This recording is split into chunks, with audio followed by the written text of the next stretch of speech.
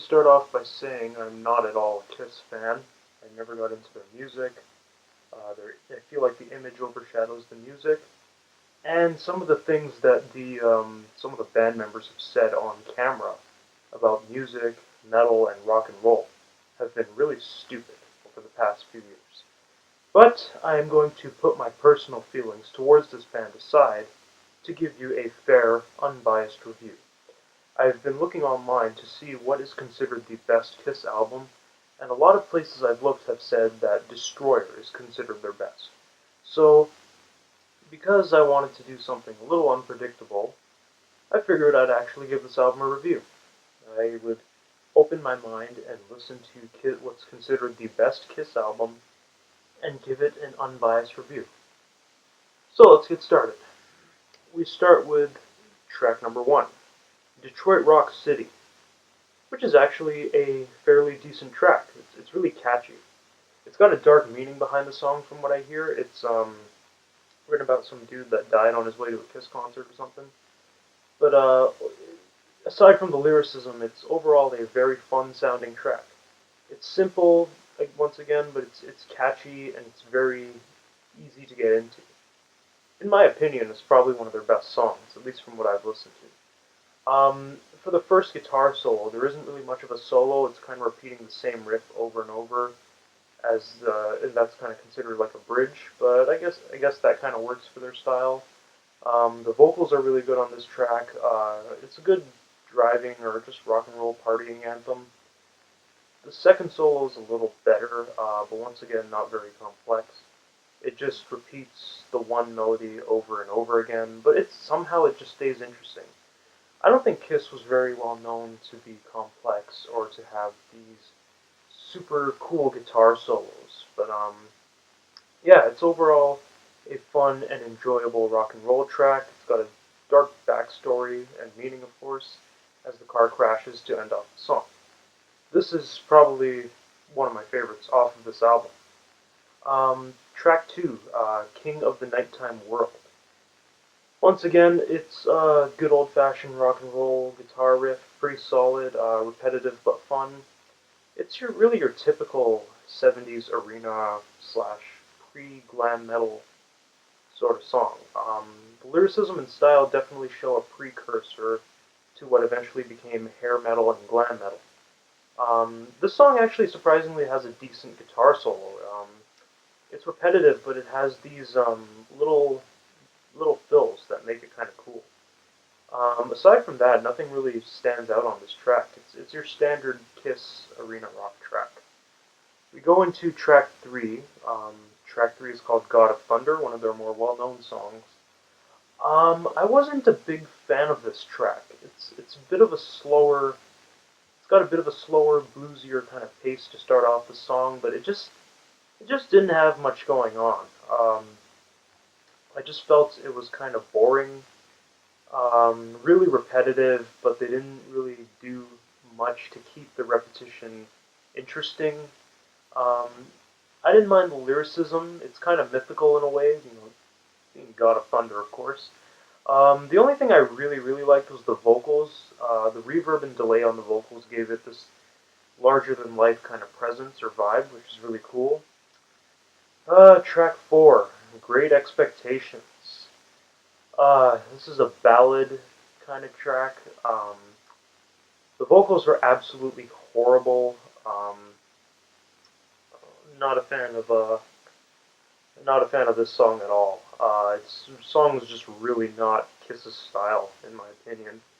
I appreciate that they tried something different here by going with a soft ballad. Better yet, before the power ballad era even began. But this wasn't really well put together, and it was very unfitting for Kiss.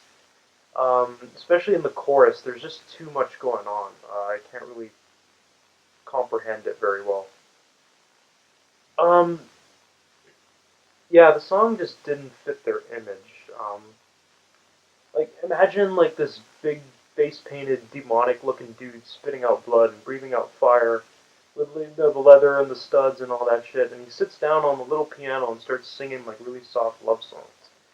Uh, it'd be pretty weird. Um, In my opinion, it's one of the worst songs on the album. The choir was kind of irritating. Just the whole song just seemed out of place for the album and for Kiss as a whole. Um, we then go into track 5, which is known as Flaming Youth. It's got a bit of a softer rock kind of vibe, but it's heavier than the previous song for sure. But not as heavy as the first three. It's not as heavy as Detroit Rock City or God of Thunder. Um, it's a song. It starts off with them talking about rebelling against parents and authority and that kind of stuff. If the song as a whole is a bit more progressive than Kiss's usual repetitive style, which makes it a fairly decent track to listen to. The guitar solo on this song is fairly good, and that surprised me. I'll admit the song had a few surprises that I did not expect from these guys. It was catchy, a bit more on the soft side, but a decent song. Probably, if I were to look at Kiss's whole catalog, I would say this is probably one of their underrated tracks. It next to Detroit Rock City. This song, Flaming Youth, it's got to be one of my favorites on this album, to be honest. We then go into track 6, Sweet Pain. This song had a bit more of a bluesy vibe, nothing special here, just good old fun rock and roll. The guitar progression wasn't as generic as most Kiss songs, which was kind of cool. It was nice to hear that. The bridge and the solo of the song were pretty good. Once again, one of my more favorite ones off this album. Not my most favorite, but it was a good one. I enjoyed it. We then go into track 7, Shout It Out Loud. It's a decent song. It's typical arena rock. I guess it's a fun track. It's quite repetitive, but it's not the worst I've heard by them. It's a bit generic, more of a party track. Okay, so arena rock is known to be simple, generic, and repetitive. So I suppose Kiss just has their style, and at this point, I think this album is as good as it's gonna get. As we've already seen them try to experiment with other stuff on this album, and it just didn't fucking work. Like, speaking of that, we go into track 8, which is called Beth. Another awful fucking ballad. It's got piano, flutes, and strings. This is Kiss, folks. It's not Simon and Garfunkel. Kiss should not do ballads, in my opinion. It's really not their style. I think they really do well with the arena rock, or the glam rock, but ballads just don't work for them. Um, this sounds better than Great Expectations for sure, but like, yeah, not a fan. It's a mood killer, and it's just unfitting for Kiss. Um, we pretty much end off the album. There's a little 10th track, little thing going on, but we really end the album off at track 9, which is Do You Love Me? At this point, we've seen everything that they've got. It's yet another fun, catchy arena rock jam. It's a decent song though. It's not bad. It definitely has that Kiss style. It works for what they do. Not very good lyricism to be honest, but the guitar and the drums definitely make up for it. And the album pretty much ends there. There's a 10th track called Rock and Roll Party, but it's an instrumental thing. It's kind of a hidden track.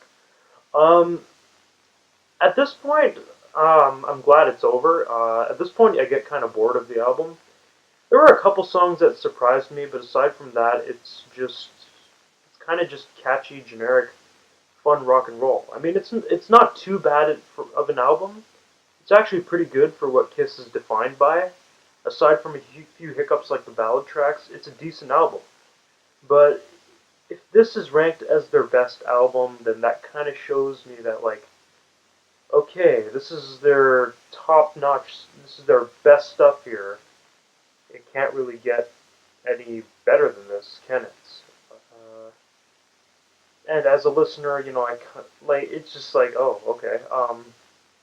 As a listener, I kind of want to hear them bring out just a little bit more, but they stick to their comfort zone and they stay safe. But whatever, it's Kiss. I'll be nice. I'll give this album a 7 out of 10. If you are looking to get into Kiss, I would say go for this album. This is probably everything that I read online is right. This is probably one of their best albums. And yeah, that's all. Thank you guys for watching.